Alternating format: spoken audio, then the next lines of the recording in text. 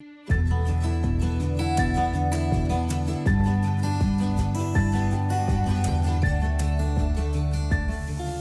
first step in replacing your Plancha's battery holder is removing the plate.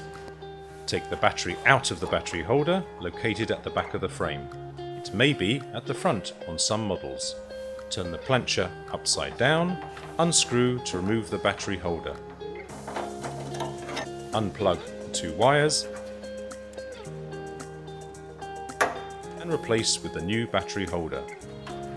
Install the new battery holder by repeating the various steps in reverse. Tighten to put the battery holder in place. Insert the battery, position the frame right side up and do another ignition test before putting the plate back on. The Plancha is ready.